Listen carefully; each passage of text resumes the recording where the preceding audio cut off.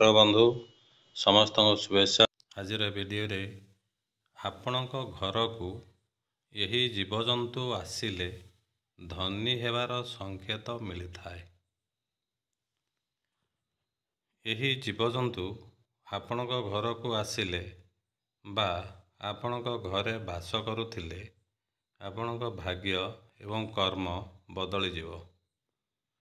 ଯେଉଁ ଘରେ ଏହି ଜୀବଜନ୍ତୁ ବାସ କରନ୍ତି ସେହି ଘରକୁ ଖୁସି ଓ ସୁଖ ଶାନ୍ତି ଆସିଥାଏ। ଏହି ଜୀବଜନ୍ତୁ ଘରକୁ ଆସିଲେ ବା ଘରେ ରହିଥିଲେ ମା ଲକ୍ଷ୍ମୀ ଆପଣଙ୍କ ଉପରେ ପ୍ରସନ୍ନ ଅଛନ୍ତି ଏବଂ ବହୁତ ଶୀଘ୍ର ମାତା ଲକ୍ଷ୍ମୀ ଆପଣଙ୍କ ଘରକୁ ଆଗମନ କରିବାକୁ ଯାଉଛନ୍ତି। ଯେଉଁ ଘରେ ମାତା ଲକ୍ଷ୍ମୀଙ୍କର ଆଶୀର୍ବାଦ ରହିଥାଏ ସେହି ଘରେ ଏହି ଜୀବଜନ୍ତୁ ଦେଖାଯାଆନ୍ତି। ତାହେଲେ ସେଇ ଜୀବଜନ୍ତୁ ସମ୍ବନ୍ଧରେ ଜାଣିବା। ପ୍ରଥମରେ ଅଛି ପେଚା। ମାତା ଲକ୍ଷ୍ମୀଙ୍କର ବାହନ ପେଚା। ମାତା ଲକ୍ଷ୍ମୀଙ୍କର ସବୁଠାରୁ ପ୍ରିୟ ପକ୍ଷୀ ପେଚା। ପେଚା ଘରକୁ ଆସିବା ଦ୍ୱାରା ଘରେ ଧନ ବୃଦ୍ଧିର ସଂକେତ ମିଳିଥାଏ। ଯଦି ଆପଣଙ୍କ ଘରର ଛାତ ଉପରେ ପେଚା ଆସି ବସିଥାଏ ତେବେ ଧନ ପ୍ରାପ୍ତି ହେବାର ସଂକେତ ବୋଲି ଜାଣିବେ। ମାତା ଲକ୍ଷ୍ମୀ ଆପଣଙ୍କ ଘରେ ବିରାଜମାନ ହୋଇଛନ୍ତି ଏବଂ ଆପଣଙ୍କର ବହୁତ ଦିନରୁ ଅଟକି ଯାଇଥିବା କାମ ଆରମ୍ଭ ହେବାକୁ ଯାଉଛି। 2 ନମ୍ବର ଚୁଚୁନ୍ଦ୍ରା।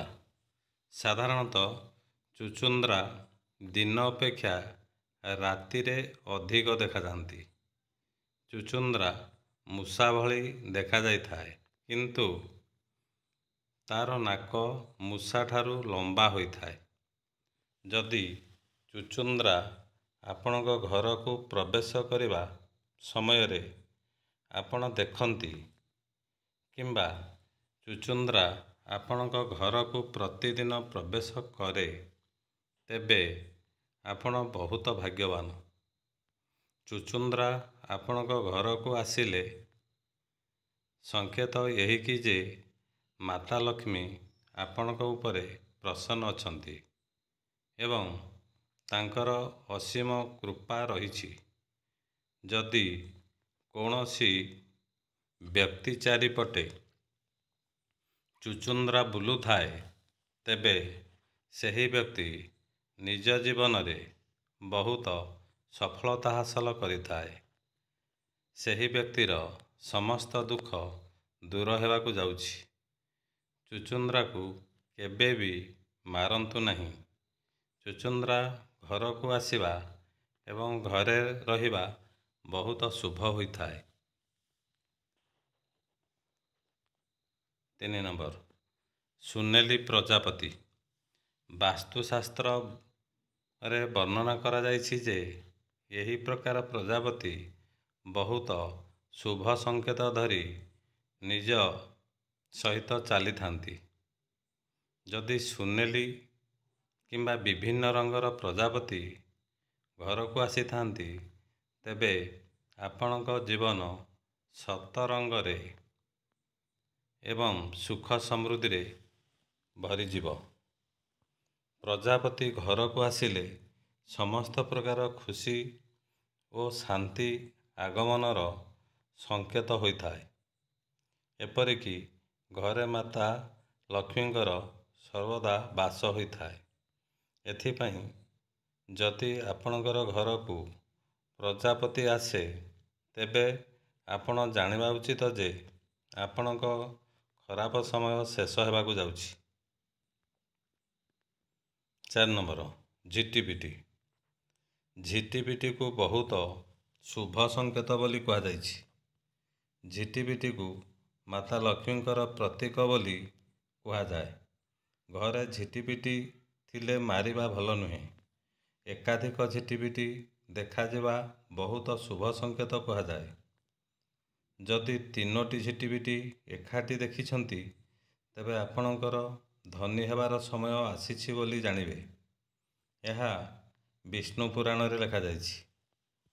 ଯଦି ପୂଜା କରୁଥିବା ସମୟରେ ଝିଟିପିଟି ଦେଖନ୍ତି, ଏହା ଆପଣଙ୍କ ଭାଗ୍ୟ ଉଦୟ ହେବାର ସଂକେତ ଦେଇଥାଏ। ଆପଣଙ୍କ ଘରକୁ ମାତା ଲକ୍ଷ୍ମୀଙ୍କର ଆଗମନ ହୋଇଥାଏ ବୋଲି ଜାଣିବେ। ଯଦି କୌଣସି ଝିଟିପିଟିର ଲାଞ୍ଜ କଟି ଯାଇଥିବାର ଦେଖନ୍ତି, ତେବେ ଏହା ଆପଣଙ୍କ ଜୀବନରେ ପରିବର୍ତ୍ତନର ସଂକେତ ଦେଇଥାଏ। 5 ନମ୍ବର, ପାରା। ପାରା ଦେଖିବା ଅତ୍ୟନ୍ତ ଶୁଭ ସଂକେତ ହୋଇଥାଏ।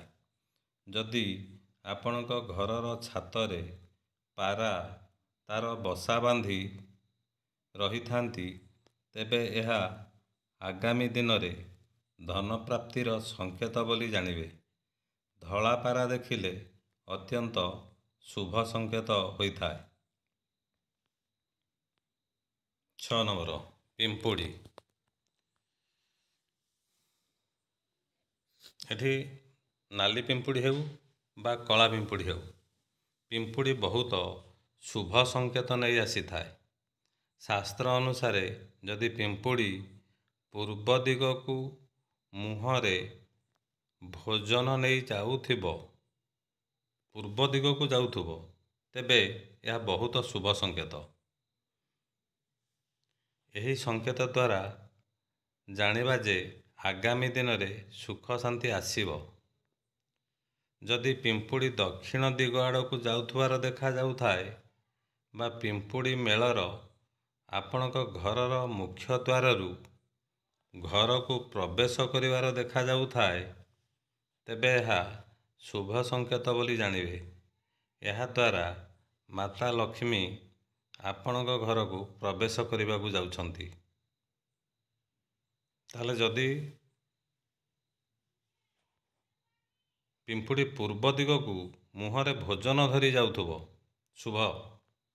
ଏବଂ ଯଦି ଦକ୍ଷିଣ ଦିଗ ଆଡ଼କୁ ଯାଉଥିବାର ଦେଖାଯାଏ, ଆଉ ପିମ୍ପୁଡ଼ି ମେଳ ହୋଇ ପୁଳା ପୁଳା ପିମ୍ପୁଡ଼ି ଘରର ମୁଖ୍ୟ ଦ୍ୱାରରୁ ଘରକୁ ପ୍ରବେଶ କରୁଥିବାର ଦେଖାଯାଏ, ତାହେଲେ ମାତା ଲକ୍ଷ୍ମୀ ଆପଣଙ୍କ ଘରକୁ ପ୍ରବେଶ କରିବାକୁ ଯାଉଛନ୍ତି ବୋଲି ଏହି ସଂକେତରୁ ଜଣାପଡ଼ୁଛି। ତେଣୁ ଏହି ସଂକେତ ଗୁଡ଼ିକୁ ଦେଖନ୍ତୁ, ପଢ଼ନ୍ତୁ ଆଉ ମନେ ରଖନ୍ତୁ। ଏବଂ ଏ ସଂକେତ ଯଦି ଦେଖାଯାଉଥିବ, ଆପଣ ଆଗୁଆ ଜାଣିକିରି ଟିକେ ଖୁସି ହେବେ। ତେଣୁ ଭିଡ଼ିଓଟିକୁ ଲାଇକ୍ କରିବା ପାଇଁ ଅନୁରୋଧ, ସବସ୍କ୍ରାଇବ୍, ସେୟାର କରିବା ପାଇଁ ମଧ୍ୟ ଅନୁରୋଧ ଏବଂ ଭିଡ଼ିଓଟିକୁ ସମ୍ପୂର୍ଣ୍ଣ ଦେଖିବା ପାଇଁ ଅନୁରୋଧ। ଏହିଭଳି ଆଉ ପରବର୍ତ୍ତୀ ସମୟରେ ମଧ୍ୟ ଭିଡ଼ିଓ ଅପଲୋଡ଼ କରାଯିବ। ଏତିକିରେ ରହିଲି। Thank you.